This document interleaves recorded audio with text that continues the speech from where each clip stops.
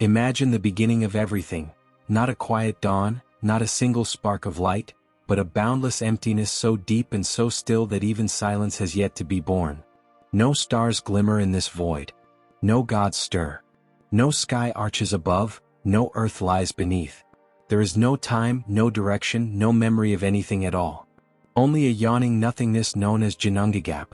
But Ginnungagap is not a void without character.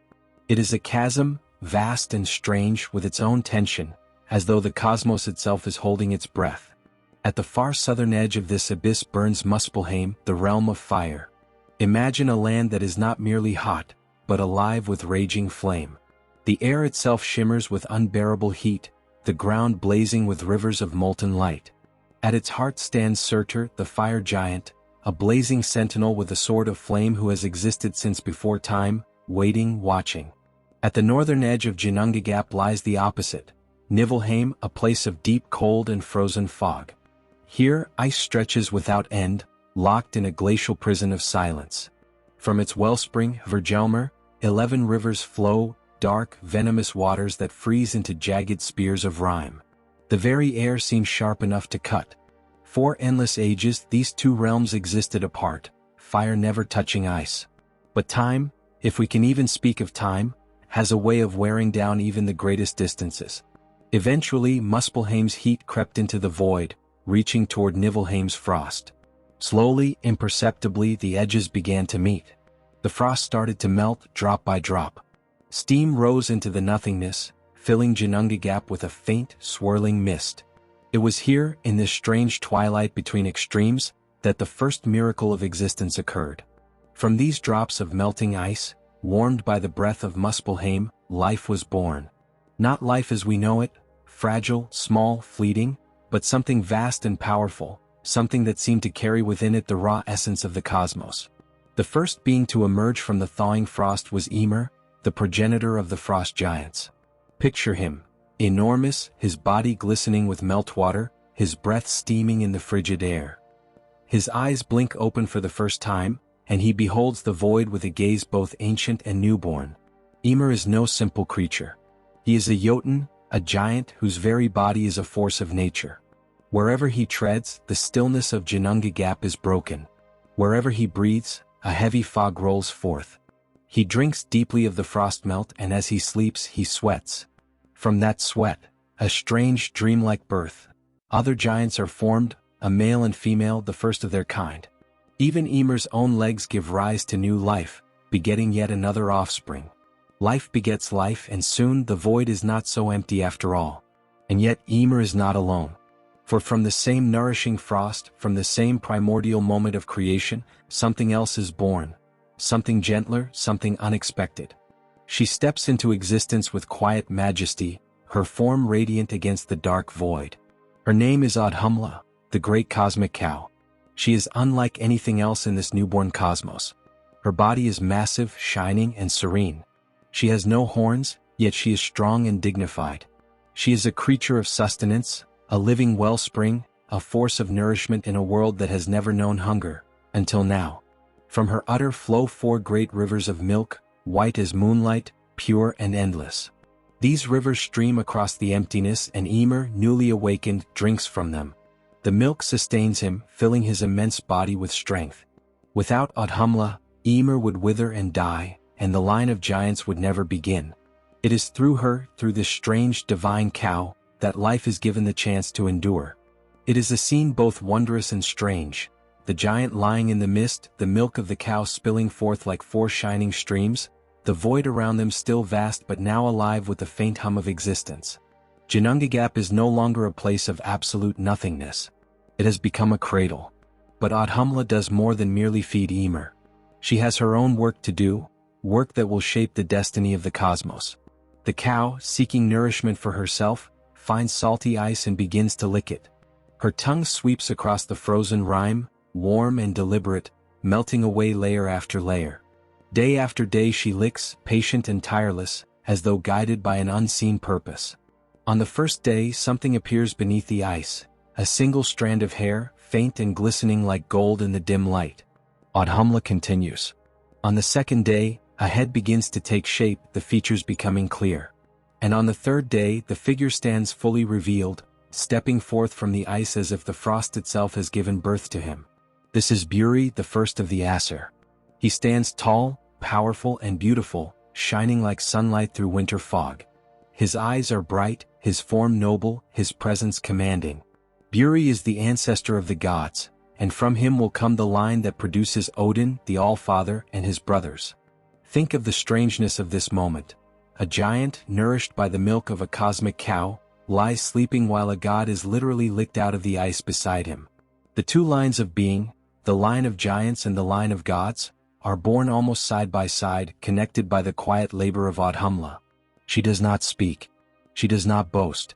Yet her work is the axis upon which the fate of the cosmos turns. By feeding Ymir she allows the giants to flourish. By freeing Búri she allows the gods to exist. She is the bridge between chaos and order, between the old and the new. And so, in these earliest days the stage is set. Ymir and his kin grow strong. Búri fathers a son, Bor, who will in time marry Bestla, a giantess uniting the divine and the monstrous. From their union will come 3 sons, Odin, Vili and Vili, whose destiny is to confront Ymir, slay him, and from his body build the world itself. All of this lies ahead, but it begins here, with Audhumla standing silently in Ginnungagap, the steam of her breath mingling with the mist, the sound of her tongue rasping softly against the ice. Creation is quiet at first, so quiet you could almost miss it, but it is unstoppable. Even in this beginning there is a strange tension, a sense that everything is connected.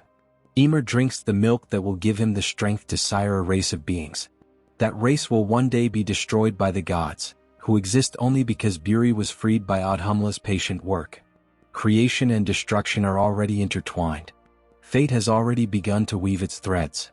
And Audhumla remains there, calm, nurturing, the silent witness and midwife of existence. There is something deeply poetic about the fact that Odin, the future king of the gods, owes his existence to a cow.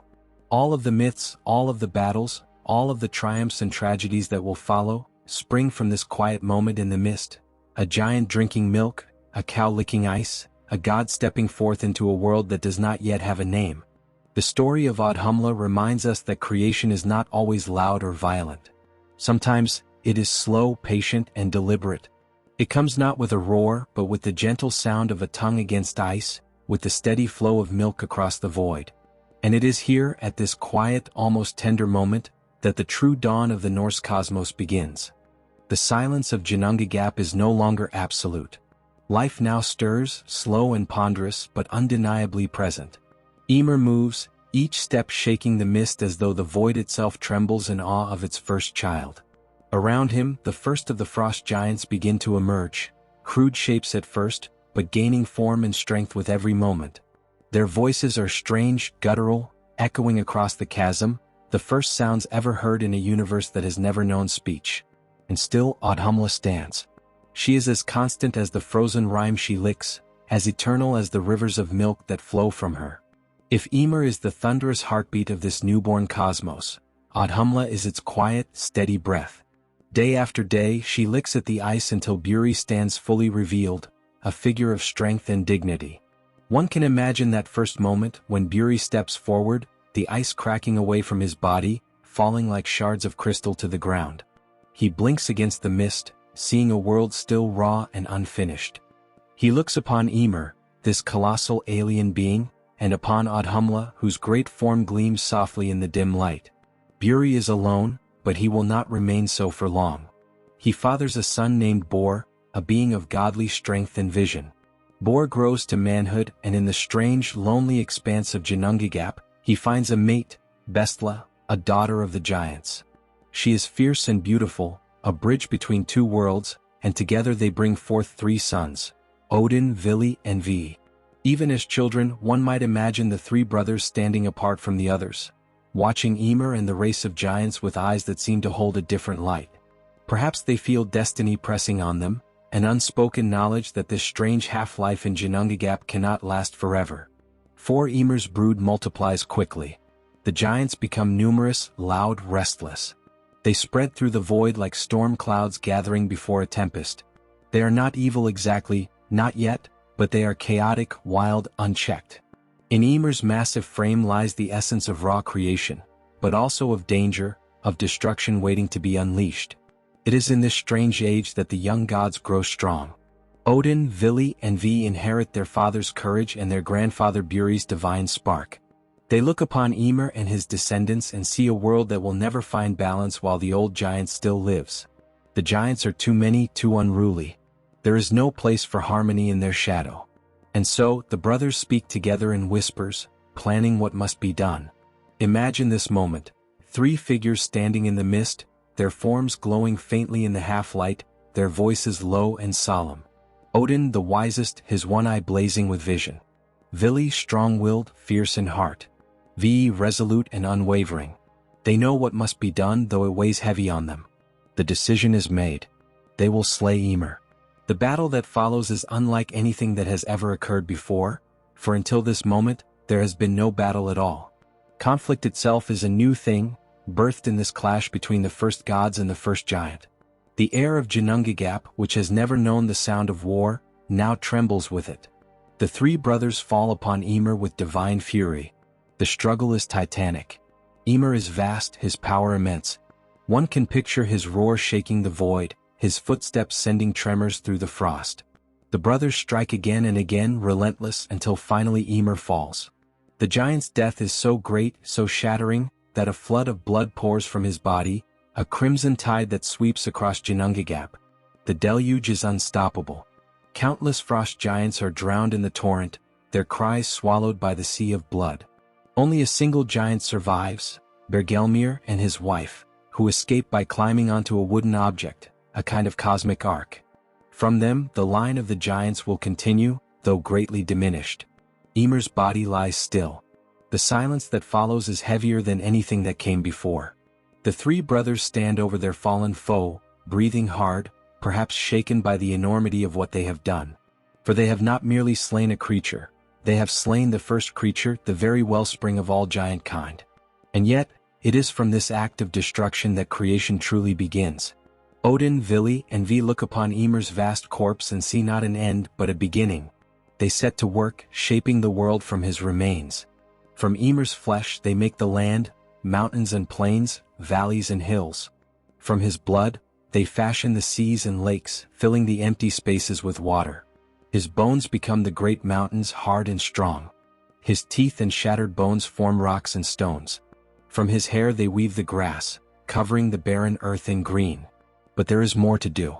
They take Ymir's skull and raise it high, creating the dome of the sky.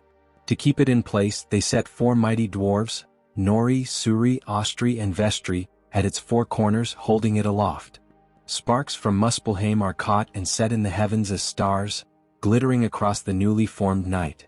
From Ymir's brains, scattered across the sky, they make the clouds, which drift and swirl, softening the emptiness above. The world is no longer void. It is a place of land and sea, sky and stars, a place where life can grow.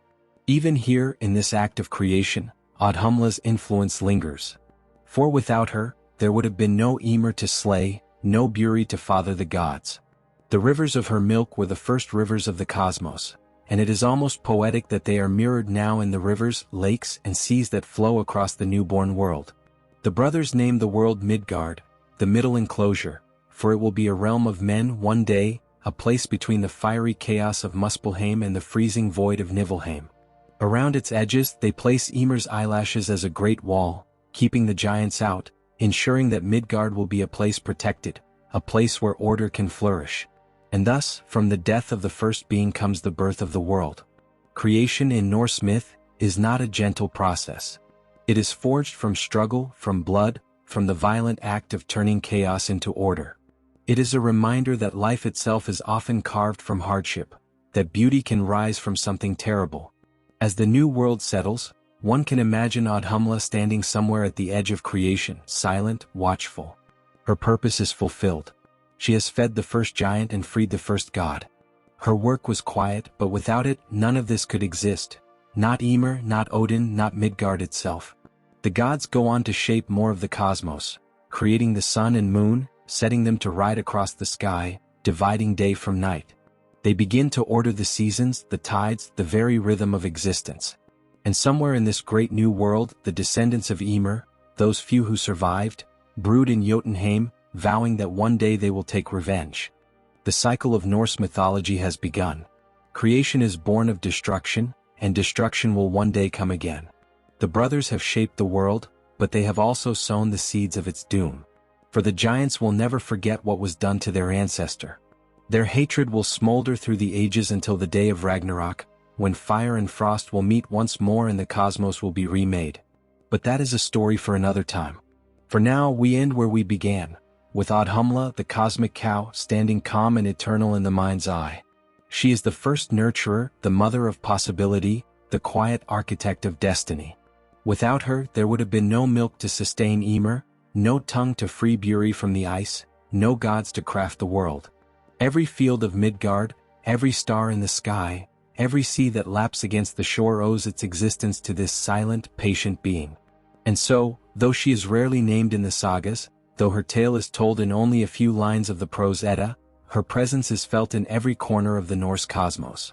The next time you look at the night sky, imagine that great cow standing at the dawn of everything, and remember that the world began not just with fire and ice but with milk.